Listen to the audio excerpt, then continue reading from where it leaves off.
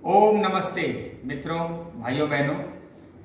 आज मैं आपको नाड़ी परीक्षण self assessment bye pulse checking यानी पल्स एग्जामिनेशन बताने जा रहा हूं। मैं डॉक्टर अजीत, आरोग्य कुंज नेचुरोपैथी एंड योग सेंटर बहादुरगढ़ से। अपना डॉक्टर स्वयं बने और अपना स्वास्थ्य परीक्षण आप स्वयं घर बैठे कर सकते हैं। जितनी मेरे पास युक्ति है, जितनी समझ है और कम समय में मैं आपको समझा पाऊं तो मेरे लिए एक उपलब्धि होगी। यदि 100 लोग भी इसको समझ पाए और अगले वो भी 1000 लोगों को सिखा दिए तो हमारे देश की बहुत बड़ी भलाई होगी। हमारा जो लक्ष्य है वह स्वस्थ भारत, सुखी भारत, समृद्ध भारत, शिक्षित भारत, संस्कारवान भारत, राष्ट्रभक्त भारत। हमें ऐसे भारत की जरूरत है। हम कुछ ऐसे लोग खड़ा करना चाहते हैं इस देश में जो कि इस देश को उन्नत बनाना चाहते हो, राष्ट्र को भारतीयता के आधार पर खड़े करके परम वैभव पे पहुंचाना चाहते हो। गौ, गायत्री, गीता, गंगा, पर्यावरण, प्रकृति और भारतीय सांस्कृतिक व्यवस्थाओं को उन्नत देखना चाहते हो। हम इस राष्ट्र के सांस्कृतिक उत्थान के लिए प्रयास करना चाहते हैं। हमारा आहार विहार, हमारा पहनावा और हमारी चिकित्सा पद्धति, हमारी भेषज पद्धति जो है, हमारा जीवन शैली पूरी तरह भारतीय होना चाहिए क्योंकि ये शरीर भारतीय है। तो आइए पॉइंट पे आते हैं। मैं आपसे रिक्वेस्ट करना चाहता हूं कि यदि वीडियो अच्छा लगे तो और लोगों तक पहुंचाइएगा और अंत तक देखिएगा ताकि बातें क्लियर स्पष्ट हो जाए। मैं आपको नाड़ी परीक्षण यहाँ पे करके बताऊंगा कैसे करते हैं, उससे क्या लाभ होता है।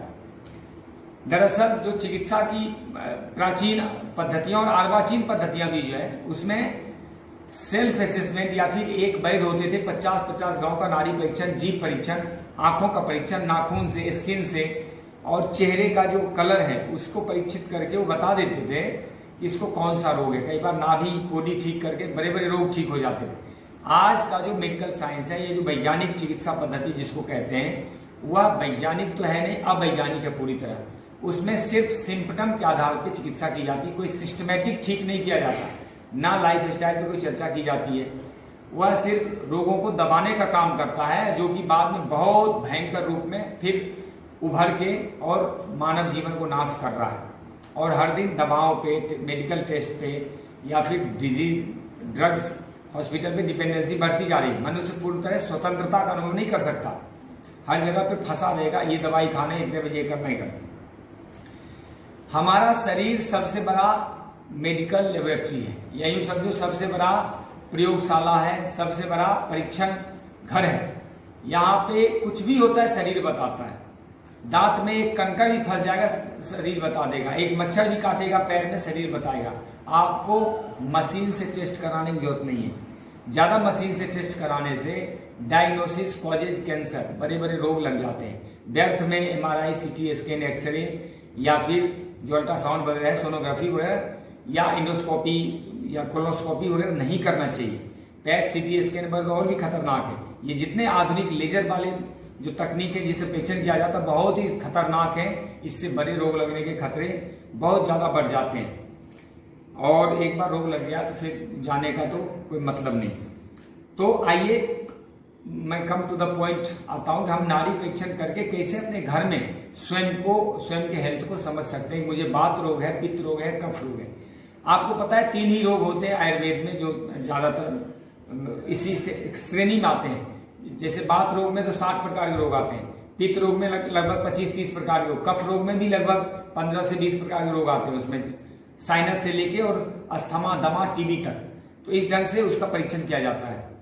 अब उसमें आपको कैटेगराइज करना और सूक्ष्म रूप से जब जाएंगे तब आप ये समझ पाएंगे कि बात रोग में कौन सा रोग है, पित्त में कौन सा, फिर और सूक्ष्म करेंगे तो उसमें एक एक चीज निकालेंगे कहाँ। ये गहरे परीक्षण पे और लगातार अनुभव पे डिपेंड करता है, लेकिन आप छोटे परीक्षण करके आप नॉर्मल समझ सकते हो और इसके साथ जीभ से, आंखों से भी रोग की पहचान कर सकते हैं।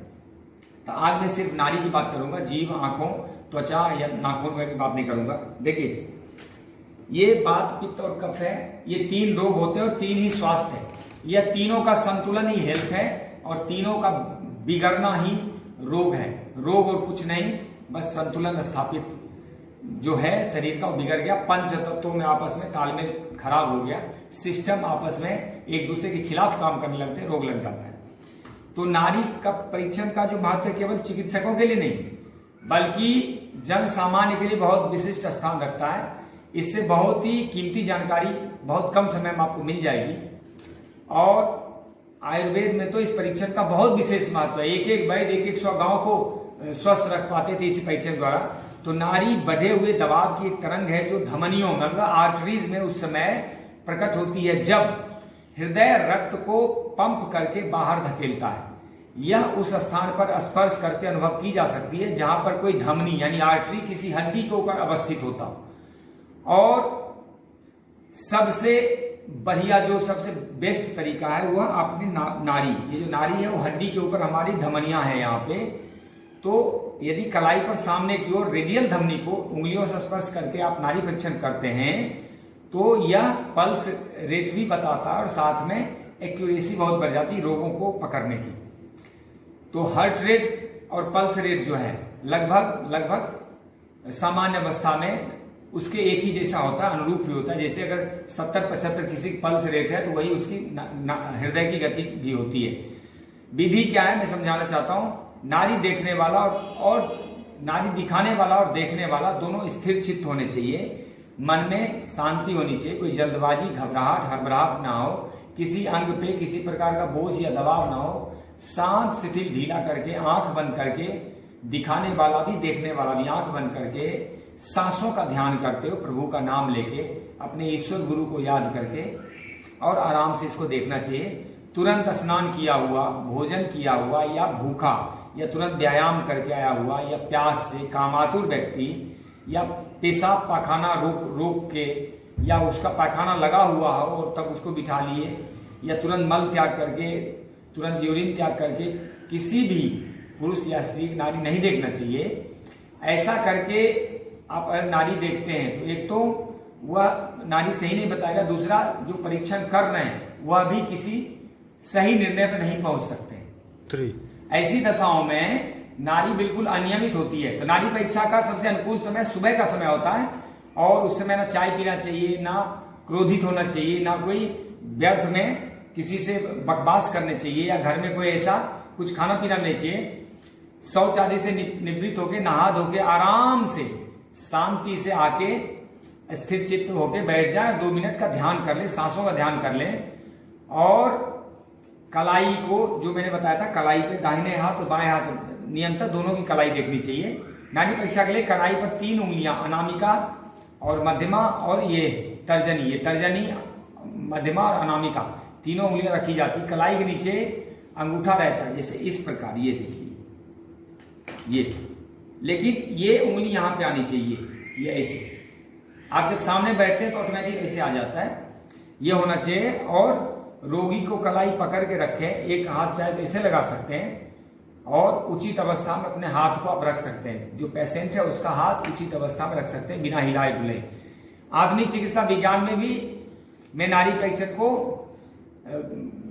जो परीक्षा की जाती है वह है रेट से, यानी उसकी गति कितनी है। जैसे जन्म से 5 महीने तक 140 से 115 के बीच में रहता है, 6 महीने से 1 वर्ष तक 115 से 105, 2 से 6 वर्ष के बीच में 105 से 90, 7 से 10 वर्ष तक 80 से 90 होता है और 11 से 14 वर्ष 80 से 75 तक उसका पल्स रेट रहता है और 15 साल से लेकर 70 साल तक 70-75 के आसपास होना चाहिए।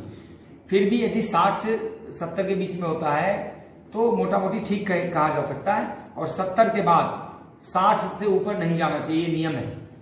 तो कुछ अपवादों, कुछ जो है आचार्यों का ऐसा मत है कि 7 वर्षों तक स्त्री और पुरुष को की नाड़ी जो है समान रहती है और उसके बाद स्त्री की नाड़ी थोड़ी तेज होने लगती है, पुरुष की अपेक्षा थोड़ी स्पंदन कम हो रहती है, यानी नाड़ी का जो पल्स रेट है थोड़ा ज्यादा होता है स्त्री का और पुरुष का थोड़ा कम रहता है। बुखार की अवस्था में प्रत्येक 1 डिग्री बढ़ने पर नाड़ी की गति 10 तक बढ़ सकती है। तो ज्यादा तीव्र चले तो फीवर का केस होता है। इस तरह उसका रिदम होता है, नियमित रूप से ठीक समय के अंतर से स्पंदनों को होने को ताल कहते हैं। तो यह रिदम जो है प्रत्येक स्पंदन में बराबर समय का अंतर होता रहता है और नियमित कहलाता है। सामान्यतः एक स्पंदन के शुरू होने से दूसरे स्पंदन के आरंभ तक 0.8 सेकेंड का गैप होना चाहिए और इस प्रकार 1 मिनट में लगभग 70 से 72 स्पंदन होने चाहिए। तो बच्चों या महिलाओं का परीक्षण या करने में परिश्रम के बाद या बुखार वगैरह की स्थिति में नाड़ी तेज हो जाती है और उसकी तालबद्धता भी बिगड़ जाती है। जब दो स्पंदन के बीच का जो समय है कम या अधिक होता है तो नाड़ी अनियमित कहलाती है। यह अनियमितता दो प्रकार से हो सकती है, एक तो 2-3 सेकेंड या 4-5 स्पंदनों के बीच में एक स्पंदन लुप्त हो जाता है या अस्पष्ट रहता है, अनियमित होता है, या दो लुप्त स्पंदन यानी दो स्पंदन जब बीच में लुप्त हो जाता है तो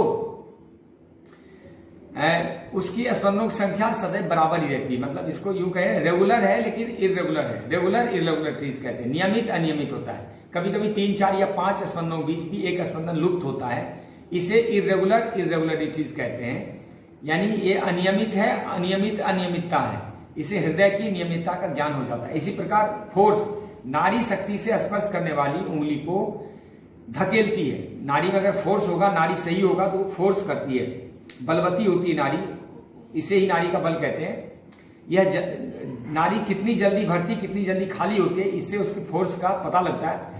यदि नाड़ी जल्दी भरती है और जल्दी खाली हो जाती है तो बल अधिक है, जैसे महाधमनी है, एरोटिक है और इसमें हाइपरथायराइडिज्म है या एनीमिया वगैरह की आदि का ज्ञान होता है, जो धीरे धीरे भरता है, धीरे धीरे खाली होता है और उसमें बल कम होता है और इसमें कोई लो बीपी वगैरह के केस से संबंधित चीजें होती है या इरेगुलर या मेंस्ट्रुअल साइकिल में बहुत ज्यादा ब्लीडिंग वगैरह में ये चीज होता है। तो कभी अधिक और कभी कम ताकत का होना रिदम की अनियमितता कहलाता है। यह अवस्था हृदय की दुर्बलता भी दर्शाती है। एक बार अधिक और एक बार कम बल वाली नाड़ी को एकांतरित नाड़ी कहते हैं, यानी पल्स एल्ट्रेशन कहते हैं। 2 बार से अधिक या 2 बार अधिक बल और 1 बार कम बल वाली नाड़ी को पल्स, इसको यूं कहते हैं द्विस्पंदिक नाड़ी कहते हैं। इसी प्रकार 3 बलवती नाड़ी को ओके तो इसको कहते हैं पल्स ट्राइगोनिटिज कहते हैं और ये सभी नियमित अनियमितताएं हैं। इसी प्रकार आयतन होता है वॉल्यूम, इसमें प्रत्येक नाड़ी जितना फूलती है, जितनी देर तक फूली रहती है उसे आयतन कहते हैं। इसी तरह क्या होता है तान होता है, जो टेंशन जिसको कहते हैं। इसमें नाड़ी में रक्त प्रवाह बंद करने के लिए जितने बल की आवश्यकता पड़ती है उसे नाड़ी का तान कहते हैं। इस बार कैरेक्टर, इसमें एक प्रकृति भी होती है। इस प्रकृति में क्या होता है, सांस की प्रक्रिया के साथ हृदय रोगी को देखा जाता है। इन सब बातों के अतिरिक्त नाड़ी देखने की धमनी की भित्ति के कड़ेपन का भी पता चलता है कि उसमें कितना स्टिफनेस है, करक है। धमनी आर्टरिक या फिर यूं कह ले कि धमनी में जो कठोरता होती है वह नाड़ी के रस्सी के समान, नाड़ी आपको रस्सी के समान प्रतीत होगा, बहुत कठोर प्रतीत होगा। तो आयुर्वेद के अनुसार नाड़ी की स्थिति जो होती है, चिकित्सक की 3 उंगलियों से रोगी की नाड़ी पर रखी जाती है। चिकित्सक की 3 उंगलियां, पहले में ये बीच में और ये लास्ट में, मतलब यूं ये अवस्था में जो रखी जाती है उसमें तर्जनी के नीचे वायु, मध्यमा के नीचे पित्त और ये जो अनामिका उसके नीचे कफ की गति जानी जाती है। अब बात दोस्त में क्या है कि नाड़ी के स्पर्श की अनुभूति चिकित्सक की तर्जनी पर अपेक्षा की अधिक है। इसी तरह पित्त रोगी होगा तो इसमें बहुत तेज और टक टक मारता है, और कफ दोष में जो नाड़ी होगा वह इस उंगली पे उसकी अनुभूति अधिक होती है। तो अभी मैं स्वस्थ मनुष्य की नाड़ी एक मोटे तौर पर आपको समझाता हूं। जब मनुष्य बिल्कुल स्वस्थ है, उसको कोई प्रॉब्लम नहीं है, तो उसकी नाड़ी बहुत ही बलवती और बिल्कुल सामान्य एक रिदम से चलती है, गतिशील होती है, न तीव्रता होगी न मंदता होगी, बिल्कुल सिंपल। तीनों वायु पित्त कफ अपने अपने गति से चलती रहेगी। इसमें उग्रता नहीं होती या फिर कंपन नहीं होता या फिर टूट के नहीं चलता या फिर मंदता नहीं होता। अब इसी प्रकार मैं आपको इससे समझा देता हूं डायग्राम से। देखिए ये है जो बात रोग, किसी को बात रोग होगा तो ये सामान्य स्थिति है बात रोग या बात रोग नहीं जिसकी वायु का दोष नहीं भी है। सामान्य रूप में वायु की नाड़ियां ऐसे चलती है, उभर उभर के ऐसे चलेगी, और इसी का जो निचला क्रम होगा वो छोटे छोटे रूप में चलेगा। तो यूं समझ लीजिए, उभर के चलती है, और यदि वायु रोग बहुत तीव्र हो गया तो ये बहुत ज्यादा उभर के चलेगी, और वायु रोग बहुत मंद हो गया, बात मंद हो गया तो ये छोटे रूप में चलेगी। इस तरह पित्त बहुत उग्र है तो थोड़ी बड़ी होकर चलती है, यूं यूं यूं, थोड़ा समय लगा चलती है। अब पित्त मंद हो गया तो उसी का छोटा रूप। कफ यदि बहुत ही उग्र हो गया तो और लंबा खींचती नारी, यूं यूं, और इसका प्रेशर कफ का इसके ऊपर होता है, यूं बड़े समय लगाती हुई चलती है। और कफ अगर मंद हो गया तो चलता तो लंबा है लेकिन बहुत मंद होता है। इससे आप काफी कुछ समझ सकते हैं। बात पित्त कफ की उग्रता में कैसी नारी चलती है और मंदता में कैसे चलती है। अब जैसे कृमि का रोग है, पेट का रोग है कोई, जिसमें कीड़े वगैरह हो जाते हैं, तो नारी की बहुत अलग अलग जो गतियां होती, कभी स्थिर होती है, कभी तेज गति से चलती है, कभी कम स्पंदित होती, कभी तेज स्पंदित होने का अनुभव होता है, कभी कठोर। और इसी तरह जब लगातार कृमि रोग रहता है तो ज्यादातर केस में ये बीपी यानी उच्च रक्तचाप में बदल जाता है। इसी तरह मंदाग्नि, यदि जठर की अग्नि मंद हो जाए, शिथिल हो जाए, पाचन खराब हो जाता है, इनका पेट का रोग है, पाचन शक्ति खराब हो, उनकी नाड़ी बड़ी मंद हो जाती है। खासकर जो पित्त का है ना, पित्त की व्यवस्था बहुत उल्टा पुल्टा चलता है, जिनकी जठर अग्नि तेज होती है उसकी नाड़ी बलवती हो जाती है, भूखे मनुष्य की नाड़ी चंचल होती है, और जो भोजन कर चुका उसकी नाड़ी स्थिर होती है, मतलब वह शांत हो जाता है।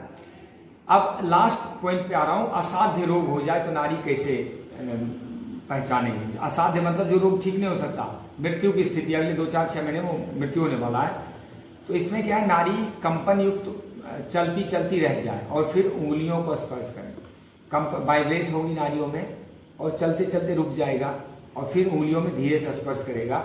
इस तरह नारी अति सूक्ष्म या अति वेग से चलती है। जब बिल्कुल ही असाध्य रोग होगा, ठीक नहीं होने वाला हो, तो बहुत वेग से चलेगी या बहुत धीरे चलेगी, जैसे इसमें मैंने अभी बताया था।